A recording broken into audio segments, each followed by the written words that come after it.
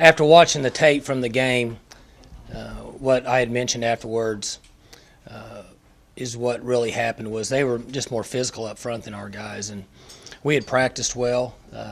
Defensively, they played with more effort than we did up front on offense, and so we weren't very effective running the football, and which forced us in a situation where we became somewhat predictable throwing the ball, and then at that point we didn't throw it very good. So it was good that our defense was competing and played very well.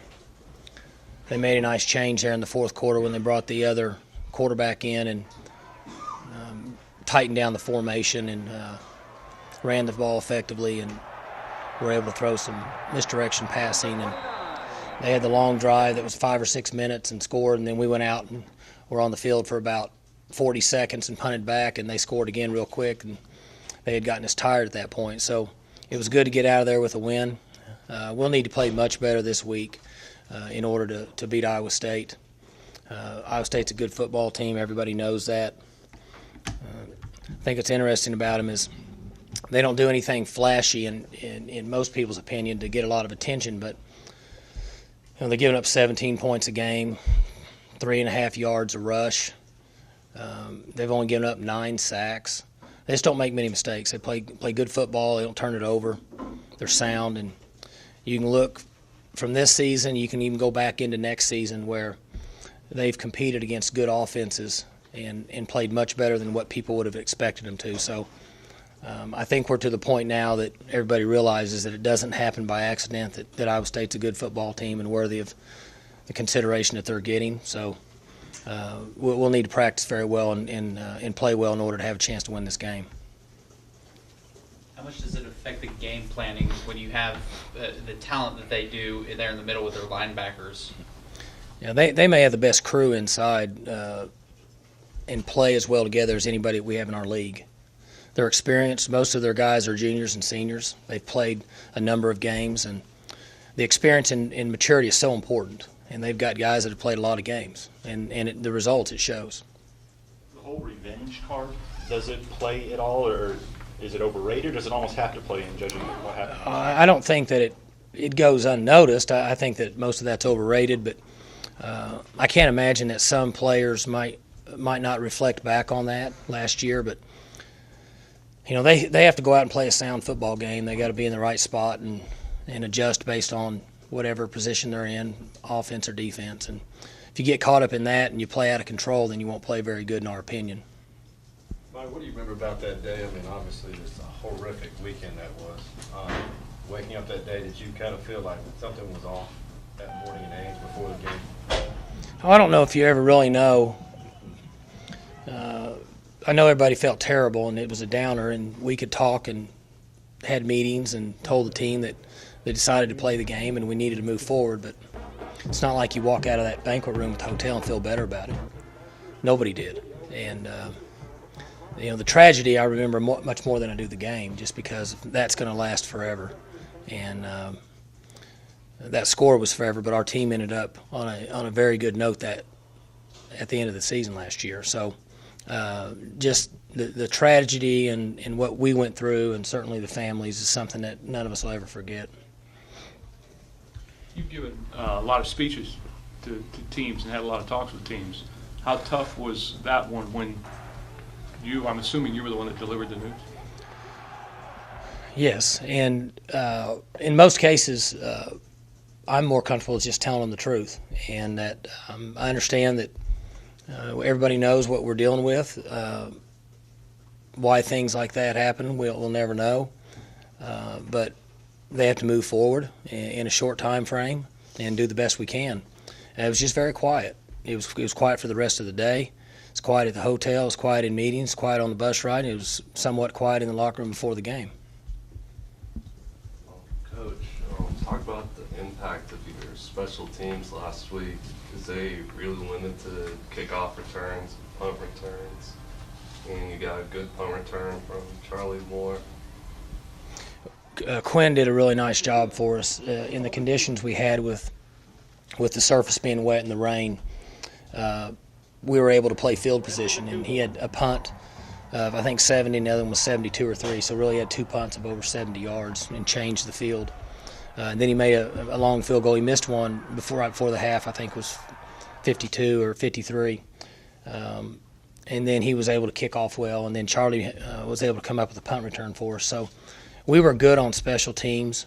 One play that certainly shouldn't go unnoticed is Nigel made a really nice play on a fake field goal. Tackled a guy in the backfield. If he doesn't dive and make that tackle, he's going to get 6 or 8 yards, and it was only about 4th and 4, I think, 4th and 5. He made a really nice play on that fake field goal on special teams.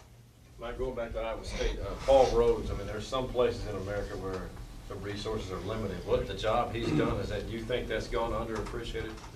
He's brought some consistency there. Well, I don't think it's gone unappreciated with us in our profession. I think maybe from a national perspective, people don't look into it and see the job that he's done there. And his players compete and they play hard. I think one thing that we should remember is that, and we tell our team this, is that your talent level, no matter what it is, you have in control the ability to play as hard as you want. And his guys play hard. And that's all you can ask. There's certain teams that are really good and don't play very hard. And there's certain teams that may not be as talented in certain areas, but they play really hard. And what he's done in the last couple of years is gotten better players, and they're still playing hard. Can you talk specifically about their linebackers and what it allows them to do defensively? Well, in our opinion, they're not real complex, and they play sound. They understand gap control. They keep things in front of them. They limit the big plays. They force the offense to have 7, 9, 10, 11 play drives, and it's almost as if they say you're going to eventually mess something up, and we're going to keep everything in front of you. They'll pick their spots, and now they'll walk their Sam and their Will out, and they'll bring them. They'll fire their 2 inside backers some, but for the most part, in my opinion, they're going to play sound defense and not give you big plays. The linebackers are a big part of that. No question. Yeah. They're deceivingly fast, and I think it's 52. I don't know for sure what his number is. He's got good feet. He has really quick feet, which is an advantage for a linebacker to be able to avoid trash. And they take good angles. They spot drop well in the passing game. They pick up crossers underneath. They just don't give you a lot of easy plays.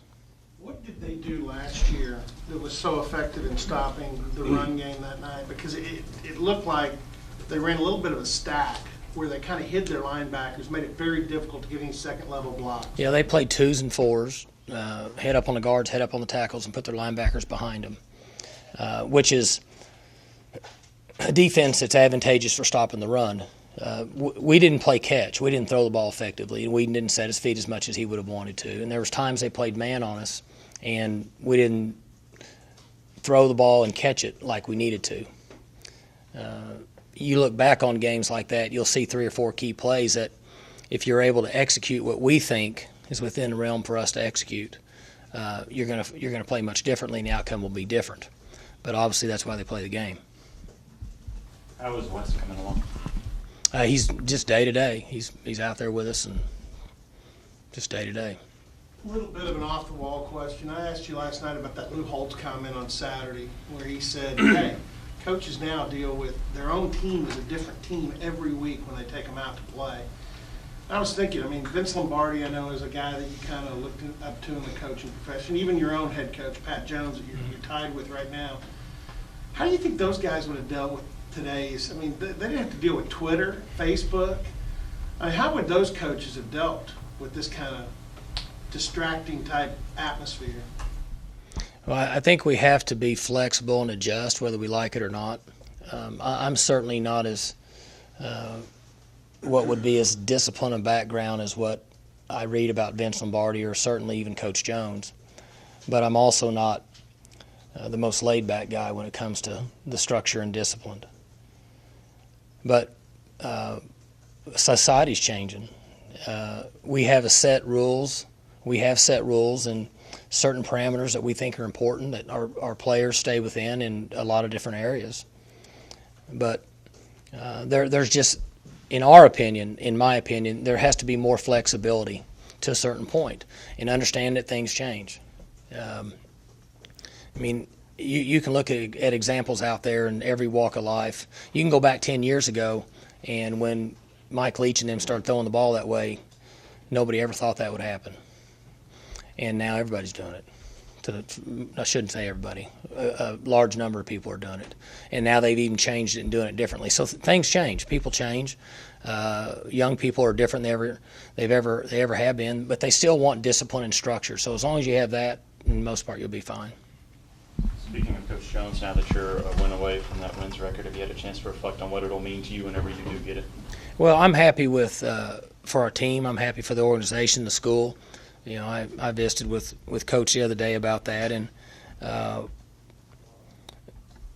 you know, you stay here long enough, eventually you should break the record. And but what that means is our team's having success, and I don't think a lot about it. I really don't. My first concern is making sure that our team's functioning the way they should, their attitude's good, that the people that come to watch them play are proud of the effort and the way they perform. And they continue to get better each day in each game. And that's really my concern. Anything else that comes with it, I think we share as a staff and as a team, and I really feel that way. And I talked to Coach about that, and I think he understands the way I feel. And it's almost like that I'm just kind of carrying on what he started. You know, he went through a tough time here when we got put on probation, but, you know, really I can just kind of carry on what he started in the mid to late 80s. Several of your players out there did not know about it, didn't know you tied Jones on Saturday, didn't know you could break him this weekend, and then weren't surprised they didn't know. Well, they'd know what the new video Kind of game guy that was. would say that. Whatever new video game was out, they would know. And if some kind of new instant messaging was out or some faster way to text, they would know. But things that fall in that other category are just not an interest of the guys today. Those things aren't important to them. But they said they weren't surprised because they weren't surprised you didn't say anything about it. They said that's not the kind of thing that he would tell us. Right. I honestly, I usually forget about it about every couple days myself. I'm just, we're just trying to find a way to move the ball and score points and stop people, and got other things going on. But I'm happy for the team, I'm happy for the school, and I'm happy that we're having success. Mike, when you take a look at Wes this week, when you're evaluating him, whether he's going to get the majority of the reps and possibly be the starter on Saturday, what are you exactly looking for, and when are you going to make that decision in your mind that he's the guy? We have enough reps in practice for both guys, and then we'll work a third team guy in there. So the reps won't become an issue. And I think the best way to express that is that we want to make a decision on Thursday after practice if he's in a position to be successful, and we have to decide who gives us the best chance to score points and win the football game, and then we'll go with it. Coach Munkin mentioned that he was more satisfied with his offense's performance coming out of the loss to Texas than he was out of the win in Lawrence. Do you agree with that assessment? Yeah, and we weren't very physical up front. And it wasn't all their fault, all their fault, but that's where it starts. Is we just didn't we didn't physically block anybody and give our guys a place to run the ball, and then it snowballs into no play pass, ball's wet, slippery, and it just looked bad. And you tie all those things together, and it's not a good day on offense, and it starts up front. And I'm guessing that's what he's making comments on. Are you more concerned, Mike, over whether or not Wes will be ready for Saturday, or more concerned about who either he or JW are going to be able to throw to, given all your injuries at receiver? Well, we're concerned about making sure we have guys out there that give us a threat to make big plays. The health of Wes is progressing every day, and so that's one area that we can't control. He could be considerably better Wednesday than he is today. He could be slowed a little bit. It's just hard to tell. But we'll have a group of guys that'll that'll be out there. If they're freshmen and they're young guys, they have to find a way to make plays. That's just the way it is. Another off-the-wall question here. When you hear the name Bob Finnemore and what he's done for this school, the athletic program, long before the people here have been around, when you think about what his legacy is, what do you think of? Well, you go back, a long time ago to where guys played multiple positions and very seldom come off the field. But even as old as I am, he's so far back for me that I don't remember anything, and there's not really many clips of it. But when I got here, you see his name. You see his name in the media guide, and his name's on the wall. And he's been just a real traditional cowboy for us, and he's been around for he was around for a long time, and in his own way supported us. And he was, I believe, two-time 44-45, I think, All-American, and with the guy that played in the Cotton Bowl, made all the plays, and I believe a first-round pick. Is that correct? The first pick, right? Right. So I know quite a bit about him, just obviously not as much as what some people may, because that was a long time ago, 20 years before I was born, or 30 years. I'm sure as someone you probably would wish if you could go back in time, you'd like to see him play. Is that correct, or along those lines? Yeah, I see some clips, but you don't see very much.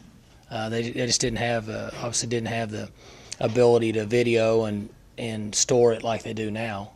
But the guy obviously was a great player. Pitt was filming him, I think. Pitt Yeah. was a Well, video guy, man. he was a student assistant. Is it too early to know about Jeremy Smith, and you expect him to be at full strength? Yeah, we expect all of our guys to be out there. Whether they will or not, we're not sure. But we'll just have to see how it works out throughout the week. How big of a loss was that, though, not to have the dual running back threat in that game? Anytime you have a good player that's not out there, it's going to affect your team. I mean, that's just the way it is. You got to find a way to overcome it, but we all know that you take good player off the field, and you're not as good as what you were when he was on the field. You take two of them off, and you're not as good as what you were when those two were on the field. And one of the strengths that we've had is for those guys to both carry the ball, keep each other fresh, and at times use both of them. And we weren't able to do that on Saturday. You were one of the three teams in the conference where you control your own destiny. If you went out, you got the title without any help of tiebreakers at all. Is that something you mentioned already to your team, or is it too early in the conference season? I know you talk about the parity of the league and how you guys are already, you guys are already back in control of that. Did you mention that to the team yet, or? Way too early. Yeah, I was just told this morning that the next 7 teams we're playing are all ranked in the top 25.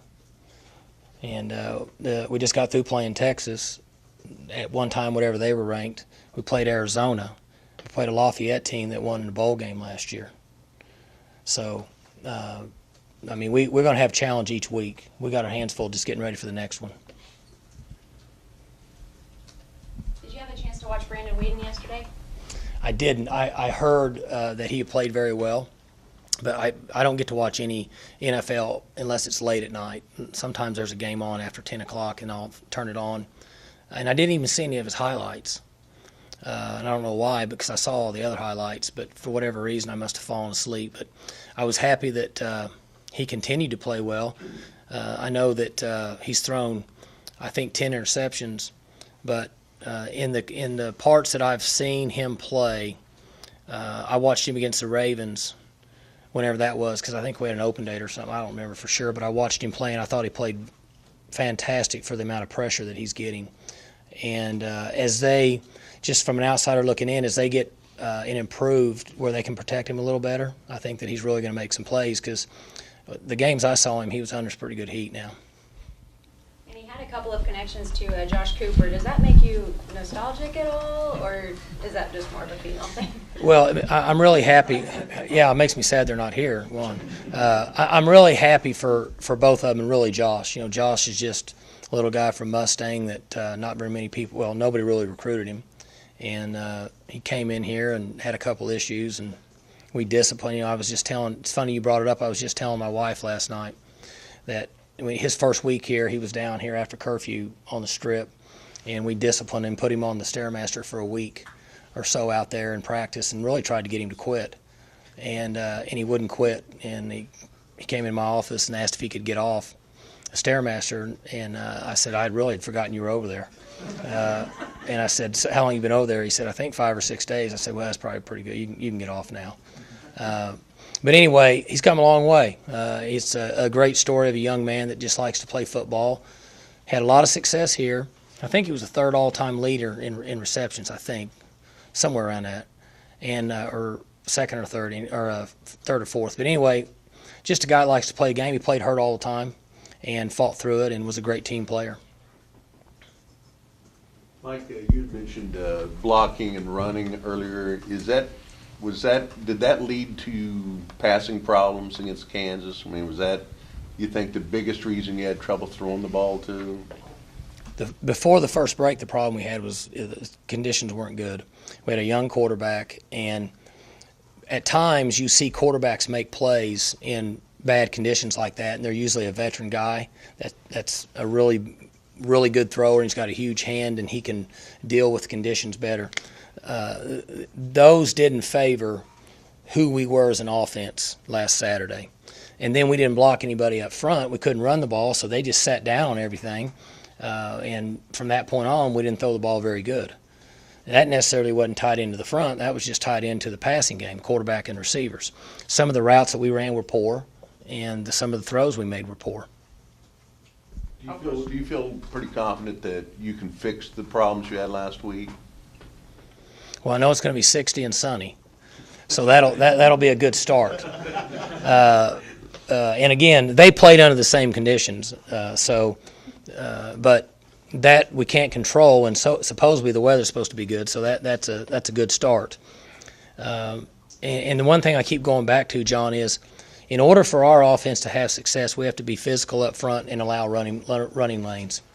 And then when we throw the ball effectively, it allows us to when we run the ball effectively, it allows us to throw passes. We never got the running game off, and so we couldn't throw passes. How frustrating are weather delays like that? I know it wasn't quite to the extent of the Tulsa game, but I mean, just having to go back in and just sit there and wait to come back out. I don't think anybody likes them. You can't do anything about it. And I mentioned this after the game. I thought that delay worked to our advantage because we were able to clean up an error on defense where they had a nice scheme running the ball, and we didn't have an answer, and we went in there and we were able to clean that up and came back out for the next 2 quarters, and we were able to stop that running game. And those adjustments took place during that delay. We had coached considerably during the delay. I would have thought the delay was about 30 minutes. I was told afterwards it was an hour and 19 minutes. And it went really fast for us because we were coaching. Unlike Tulsa, we never started. So we were just sitting around for over 3 hours, or however long it was, 3 hours, and we didn't really have anything to do. Did you have the same, the TV said you had peanut butter and jelly again, or maybe? I didn't. They didn't give me one. So the one thing that I said in the post-game interview was that when we know that there's going to be strong storms, we should pack food and take it with us, because if you get into a long delay, those guys have to eat. But we didn't eat, and now they may have had energy bars. I'm not sure, but there wasn't anybody preparing food. When situations like that happen, is there a concern about, is it specific calorie intake or eating too much, eating too little? What's the balance there? And I assume Rob Glass is in charge of that, or? Yes, and it differs from coaches and players. The players can eat what they want, and the coaches eat what they want and shouldn't eat what they want. But these guys during this time of year can eat as much as they want. They burn so much out here and in the games that it's not a factor. Not advocating shutting the wives out, but if you put the 2 and 2 together, realize the 2 weather delays came both times the wives were on the trip. See, I'm smarter than that. I didn't bring that up. But you're right. Well, the radio crew, we don't bring our wives, so. You're welcome to. No. You're welcome to. All right, thanks. What are you doing taking the wives to Tulsa and Lawrence? They picked the wives' trip. No, they picked the trips. Yeah, I mean, anything that I don't have to make a decision on, so I can't get blamed, I let them do it. And it's based on different things. They try to time it up to where they can be gone longer, and that way they get to sit in the hotel and not do anything. So either way, I'm good with it, you know.